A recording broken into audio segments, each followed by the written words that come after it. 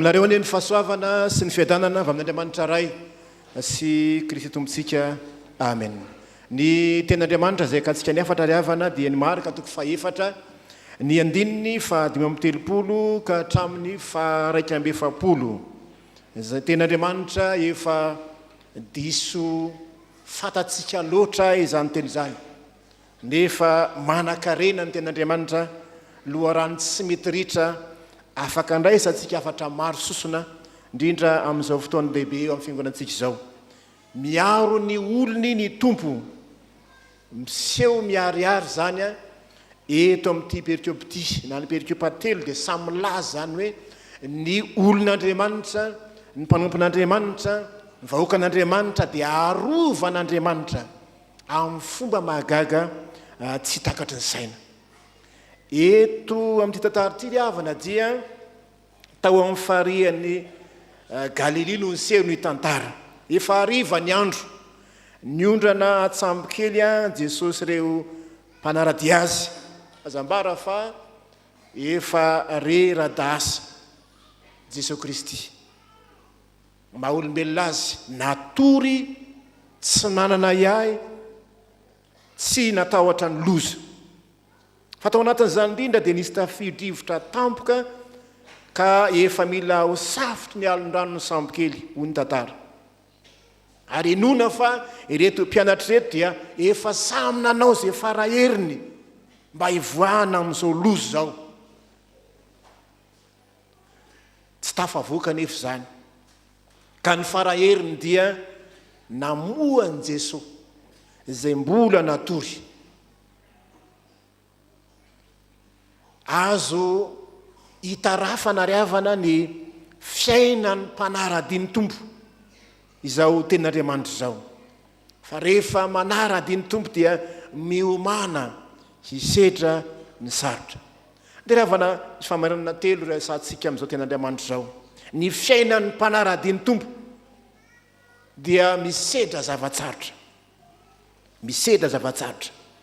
Tafio-drivotra izay tampoka moa ny valaza eto, fa io tafio-drivotra io dia matetika ampiseho eto amin'ity farity. Ary zany tafio-drivotra zany dia sary ny zavatsarotra zay mety hatrehan'ny olona zay mpanaradia an' Jesosy Kristy. Rehefa mandinika ny ten'Andriamanitra isika rehefa namalana dia voalaza fa nisy sambokely, nisy sambo sasany zay voalaza Andinin-ny fa-4:30. Ary rehefa nampodin'ny mpianana ny vahoaka dia nentiny tamin'ny sambokely io tamin'izao ihany Jesoa. Ary nisy sambokely sasany koa niaraka taminy. Zany hoe tsy sambokely nisy an'i Jesoa ihany zany, fa nisy sambokely maro, sambokely sasany niara-nandeha ny am-pita io. Fa saingy ilay sambo zay nisy an'i Jesoa ihany no voaresaka eto. Dia to milaza ny hoe tsy maintsy misy ny fihizan-toetra sy ny fitsapana rehefa manompo an'Andriamanitra isika, rehefa miaraka amin'i Jesoa isika. Tsy nyresahana ny sambokely maromaro teo, nisy an'i Jesoa ihany no voaresaka eto isika. Rehefa miaraka amin'i Jesoa mandalo fitsapana, mandalo fihizan-toetra. Fa fiheveran-diso le avana malala amin'ny tompo, fiheveran-diso amin'ny kristianina indraindray hoe rehefa miaraka amin'i Jesoa dia misosamora ny fiainana. Tsy mba misy tafio-drivotra zany, tsy mba misy alon-drano manonja zany, fa dia milamina, tsy misy olana, fahafinaretina sy fahasambarana. Zay no miaraka amin'ny tompo. Tsy riavana porofon'ny zao tantara zao zany, fa ny sambokely nisy an'i Jesoa sy ny mpianany dia nisedrain'ity tafio-drivotra ity. Na ny mpianatry ny tompo aza teo akaikin'i Jesoa aza zay Jesoa tompony heritry ny fahefana, dia misy zavatsarotra zay tsy maintsy nisedrainy. Mety hisamboaravara toy ny ranomasina ihany koa riavana ny fiainantsika, ary fampimanana antsika mpino zany. Sika zay mpanaradian'ny tompo.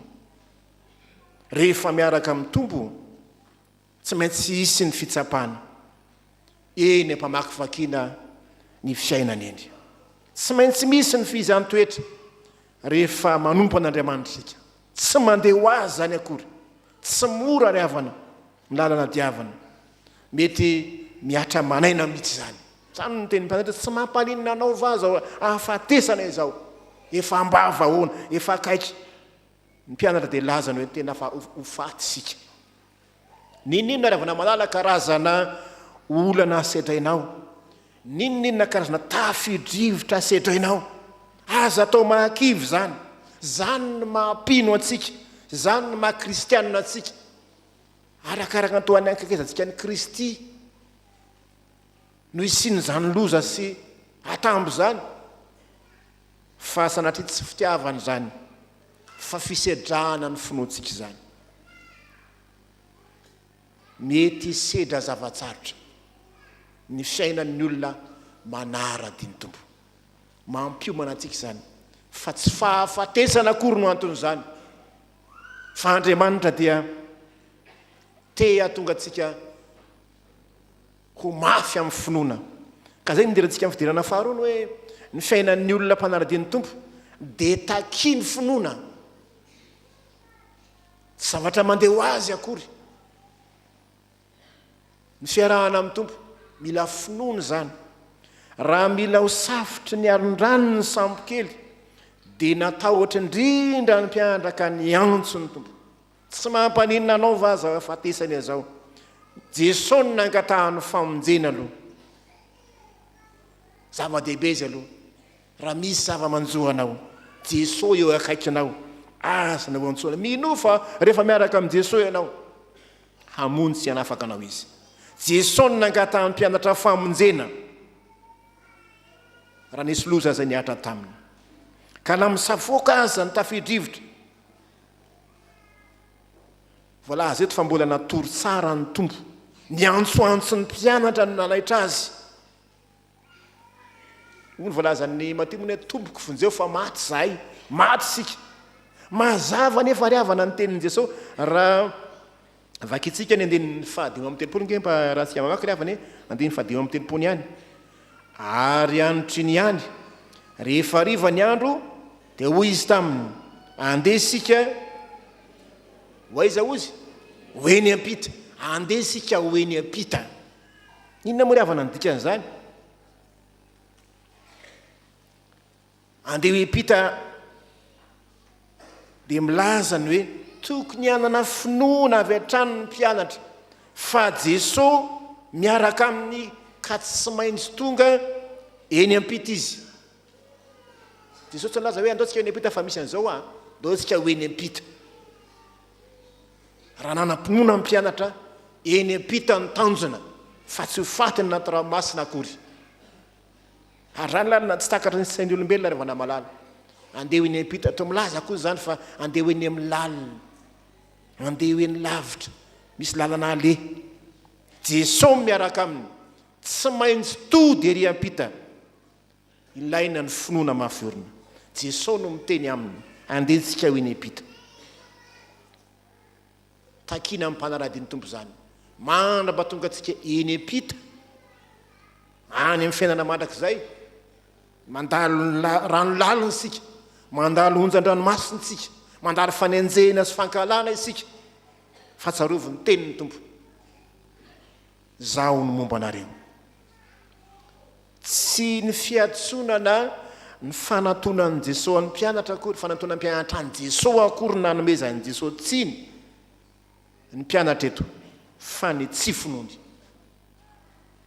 Tsy fahotana akory ny miantso ny tompo, tsy fahotana akory ny manatona ny tompo, fa ny tsy finoana ny fahotana. Ary zay namezan'i Jesoa tsiny reto mpianatra eto, nataony mantso fa hiara-maty aminy ao ny tompo. Tomboko vonjeo fa maty isika. Zay moa ny tena dikany. Tomboko vonjeo fa maty isika. Zay ny miara-maty atsika miarakavy, rendrika atsika. Nefa ny tenin'i Jesoa aizy, hoeny am-pita. Fananarana navaliny Jesoa eto, nahoana ny saro-tahotra ianareo, tsy mbola manam-pinoana vainareo. Ny tsy finoana ry havany, ny tsy finoana ny mahatonga ny tahotra, mahatonga ny orooro. mahatonga atsika ipenipeniny ao anatrehany loza fa ny olona manam-pinoana dia olona tony mandrakariva ka namafy takaninona ara ny fisamboaravaran'ny onjam-piainana. Jesoa eo akaikinao, tsy andao anao izy, tsy ahafoy anao izy. Finoana mafy ry havana malala, finoana mafy ny nantenen'i Jesoa tamin'ireto mpianatra reto, efa betsaka ny zavatra hitany tamin'i Jesosy Kristy hatramin'ny arany azy hatramin'izay. Fatao nandeha anjambany fotsiny ny mpianatra, zay ndika mifamezatsiny. Efa maro ny zavatra nataon'i Jesoa hitan'ny mpianatra, ka tokony atoko ny mpianatra fa tsy lentrika akory izy, tsy horendrika akory izy. Raha mbola Jesoa zay zanak'Andriamanitra, tompony hery sy ny fahefana no miaraka aminy. Ny finoana mitakian'Andriamanitra. Koa ny tenin'Andriamanitra hoe raha dia manana finoana ohatrany voatsinapy azy ianareo dia afindra tendrombohitra. Finoana rehefa miaraka ny tompo, tsy mahazo manam-panahina, mahatoky ny tenin'ny tompo, fa ny tenin'Andriamanitra toky tsy mamitaka. Andeha hoery am-pita ho ny tenin'Andriamanitra, tsy maintsy tonga eny am-pita anao rehefa ny tompony miaraka anao, fa eny an-dalana eny mandalo fizantoetra isika. Ny fahakelezan'ny finoana ry havana dia tena mibearibary tamin'ireto mpianatra reto, ka zay natonga ny sahotaka sakoroka teo anaty sambo kely, satria tsy nanana finoana izy hoe ho tody eny am-pita fa ho rendrika any am-povoan'ny ranomasina. Ry havana rehetra amin'ny tompo, mety mahazo ny mpianatra ihany koa, mety mahazo atsika ihany koa ny nahazo ny mpianatra. Tsy faly ametsiny ny mpianatra sika ravana malala, fa isika koa ara mba toy izany. Izy amony tsy mipenipenina rehefa atrehan'ny loza, fa samy mitratran'izany avokoa. Mampianatra antsika ny tenin'Andriamanitra eo anatrehan'ny loza, antsoy Jesoa, atony Jesoa, kanefa koa manana finoana mafiorina, fa tsy andao anao na afoy anao ny tompo. Ny tsy fananana finoana mahatonga ny olona hanao tao foana eo amin'ny fiainana, tsy manana finoana. Na ny finoana malagasy inge milafika zany, tsy mahazo mandevina an'izao ny zao, tsy mahazo manao an'izao ny finoana zay, tsy ampany mahatonga an'izany, matahotra ny loza dia lasa manao tao foana. Maro ny olona rehefa tratra ny fitsapana ny mipenipenina mitady famonjena etsero isika hoe mamy ny ainy, adiny ny kristianina fa miaraka aminy Andriamanitra. Jereo tsara ny fiainany zanak'Isiraely ny am-pita ny ranomasina mena. Rehefa tamin'ny Egyptiana nrodorodo niaraka amin'ny soavaly sy ny kalesina, dia nymonomonina izy, tsisy fasana angao ny aty any Egypta, maninony zahay ny maty aty, aleony hoe maty tany, aleonay nanompony Egyptiana, satria tsy tao aminy finoanany hoe Andriamanitra ane, tsy ambela azy io rery. Ary ny farandriavana, ny fiainan'ny mpanaradian'ny tompo dia eo ambany fiarovan'Andriamanitra. Miaro ny olony ny tompo, miaro ny olony ny tompo. Tsy nitazapotsiny ny fahorian'ny mpianatra ny tompo eto ry havana, fa tena namonjy azy, nasehon'Andriamanitra tamin'ny alalan'i Kristy, fa zanak'Andriamanitra tsy toy izy, mandresy ny zavatsarotra rehetra, feheziny baikony ny zavaboary. Ary voalaza ny tamin'ny Samuel inge zany, rehefa nivavaka ry Samuel, nivavaka ny Israely, ny zanak'Israely tsy manana fitaovam-piadiana, ny Filistina zany mpiady matanjaka sy mahery zany, anisan'izany ry Goliath, fa nivavaka nataon'ny Samuel, inona ny zava-misy? Nisy kotro-baratra, varatra fehezin'Andriamanitra, dia nampifanaritaka ny fahavalo. Fehezin'Andriamanitra, fehezin'i Jesosy Kristy ny zavaboary rehetra. Zany ny tantara taon'ny Samuel, nandatsahan'Andriamanitra kotro-baratra ny fahavalo. Andriamanitra mpandatsa-baratra zany, raha ilainy zany, atrianazy ny fahefana. Misy olona milaza mahay an'izany hoe mandatsa-baratra olombelona, fa marina Andriamanitra manao an'izany manafainy fahavalo miaro mpanompony na dia Israely atanam-polo aza tsy nanafedina akory tsy piady nge zareo fa zareo nge olona nandevoziny miasa tany miasa noainy fa tsy nampianarina iady eny ireo fa ny Filistina zany ny mpiady fa tao anatin'ny fotoana fimonja vaky nandositra satria fehezin'Andriamanitra ny zavaboary tamin'ny alalan'ny teny ray-mbava ihany koa dia nangina ny tafio-drivotra ka tonga tony tsara ny andro zany hoe nitsahatra niaraka tamin'izay ny rivotra namitsaka niaraka tamin'izay ny rano sao isika ry havana rehefa tratra ny loza sy ny fitsapana dia mihevitra fa matory ny tompo ka tsy mahita ny fahorintsika dia hoy sasany foazy ny tompo sao dia matory izy tsy matory zany ny tomponao tsy mahafoana mahandriamanitra azy ny fatorian'i Jesoa andriamanitra foana izy na dia matory azy ahoana ozy ny salamo 130 zao tandininy 7 tsy matory na rendremana ny mpiaro anao tsy matory ny andriamanitra ao dia miasa 420 ora amin'ny 420 ora tsisy fotoana atorian'andriamanitra zany eo amin'ny fiainanao na ray segondra azy fa miasa ao anao ny tanjony dia miaro anao ny amonjy anao zany teto na dia matory azy izy tsy haiko hoe ngamba natory Andriamanitra ka nilatsaka ny avandra mety natory ngamba dia tsy voasakany tsy ry havana fa ny zavaboary fehezin'Andriamanitra fa mitsapa atsika kosa izy manahoana ny finoantsika fa miaro atsika izy fantany tsara ny fakeleza ny finoany reto mpianatra ka tsy namela azy io rery izy fa namonjy azy na dia matory aza ny tompo tsy foana ny mahandriamanitra azy manana ny hery sy ny fahefana rehetra izy ka tsy hamelana ho rendrika miaro ny olony ny tompo raha tianao ny arovanaandriamanitra meteza olon'Andriamanitra meteza ho mpanompon'Andriamanitra meteza hakatony teniny dia miaro anao izy tokony lehibe ho antsika ry havan'izany teny zany tsy hamelan'ny tompo atsika ho rendrika ao anatin'ny ady sarotra zay atrehentsika ankehitriny fiainana sarotra ny aretina tsy fisina ny fahatrany mangany fotsiny anefa voka-dehibe ankehitriny nefa atsara ny karama tsy havita manapitra ny volany fa ao anatin'izany kosa reny ny karazana tafio-drivotra zay miatra amintsika tsy mamela antsika rery ny tompo momba atsika izy resy ny fahavalo rehefa nitalao tamin'Andriamanitra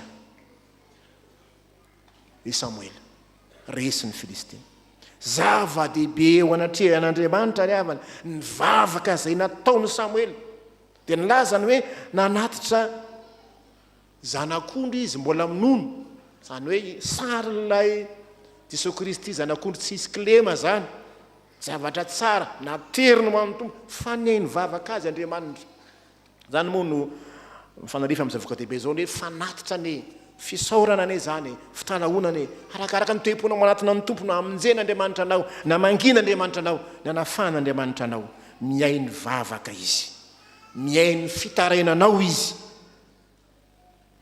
na dia mba havaloza azy ianao eo amin'ny loza sy ny fahavalo dia tsarovy tsy mandao anao ny tompo mamonjy anao izy manafaka anao izy satria izy mipifehy anao izy ny mifehy zao rehetra zao voalaza ny Romanina manao hoe raha Andriamanitra ny momba atsika iza no ahatohitra atsika tsisy mahatohitra atsika zany izy anizy rehefa Andriamanitra momba atsika jereo tsara nampaherezan'ny apôstôly amparezana ny apôstôly Paoly zao ny tenin'Andriamanitra taminy hoe aza matahotra mitenenaka aza mangina zany momba anao na hoe zany miaraka aminao tsisy olona nisy ratsy anao fa manana olona maro amin'ity tanàna ity aho zany ny fiasan'Andriamanitra na dia manenjika anao aza ny any misy olona betsaka ao olon'Andriamanitra miaraka aminao manana olona maro amin'ity tanàna ity ao zany momba anao izy matsy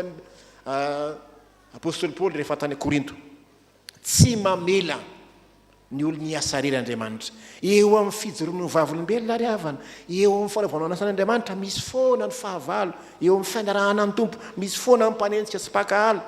Ozy izy ny teny zay malagasy hoe nifositra ave ozy ny tsy ambile mbova hoe lany nifositra dia alora angatsy ambolontsony a, lany mpangatatra alora angatsy ambolontsony a, zay atao very daholo tsy ry havana fa reny dia lalàna amin'ny fiainany reny. Misy foana ny mpanenjika sy mpakahala fa tohizo ny lalanao, tohizo ny lalantsika, tsy maintsy tonga eny am-pita.